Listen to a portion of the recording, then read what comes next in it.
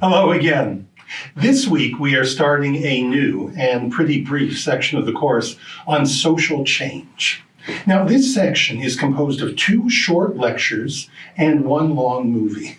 Today we will be talking about one kind of social change called development, and on Friday we will be talking about social movements with a specific emphasis on social movements that have a religious dimension, things that are called revitalization movements. In between, we're going to see a film called Up the Yangtze, which gives you a look at the effects of a large development project in China on the people who live in the area around it. Now, the film's a really good one, and it gives you a really nice and nuanced picture of the kinds of cultural and social change that are associated with both large government infrastructure projects and the introduction of global trade and tourism to previously localized economic and cultural systems. It's a great film. It's a bit long, though, so I'm going to try and make our lectures on either side of it as quick as I can. I know I've promised to do this before, but this time I'm really going to do it. Now, for the past couple of weeks, we've been talking about the ways that the individual self is connected to the cultural and social structures within which it exists. Right? Every culture creates, in a sense, its own world. A cultural setting in which the development and the boundaries of the human self are defined. That's an essential part of the human condition. The fact that your identity, your psychological experience is vested in a particular culture. Now, that culture may be arbitrary. It may be culturally defined and relative and all that kind of stuff. But from your point of view, it's the only real way of organizing the world. In a sense, each of our selves stands on a foundation of culture. When you think about it, though, this isn't a very stable foundation. Culture is, after all, made up of practices, beliefs, symbols, things that by their nature are always changing. Solid as it may seem, culture is actually a rather fluid system, something that's always vulnerable to being reshaped by changes in the subsistence system, social and political processes, and interactions with other cultures. We've, in a sense, built our personalities on foundations of sand. Foundations which will inevitably shift as the winds of time blow.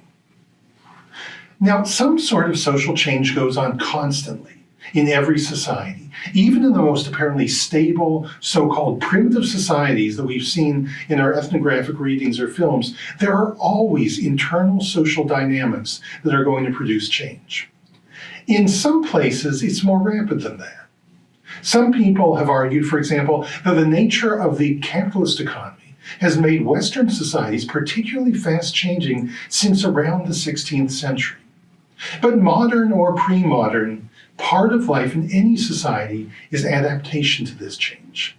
That is one of the reasons, by the way, why psychological development is never really complete. Why human personality is always something that's developing and changing as you go through life.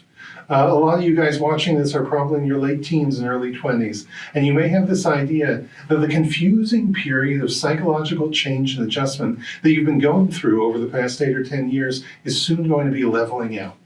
So that by the time you're 30 or so, you'll know who you are, you'll be at peace with yourself, and life will get a lot less confusing. Bad news. The problem is that even if that happens, the world around you is going to go right on changing, and you are going to have to adjust to it. One way or another, wrestling with change and identity is just part of what it is to be human. Now, in some cases, though, change comes very rapidly.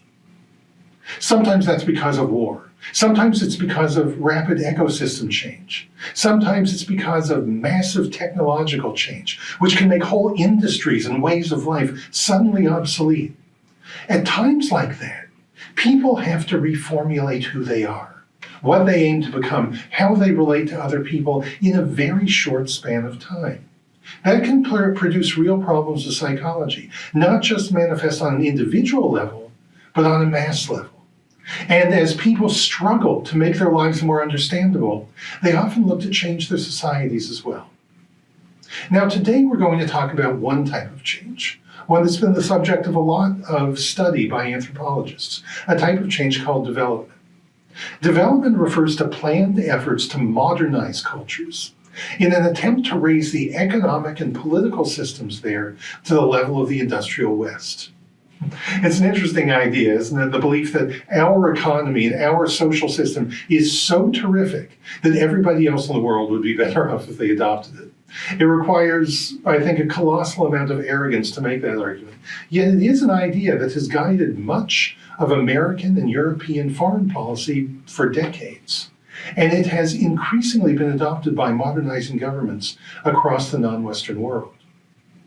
Now, development has produced some genuine economic benefits, in many cases making things like electrical power and high productivity agriculture available to millions of people who otherwise wouldn't have it.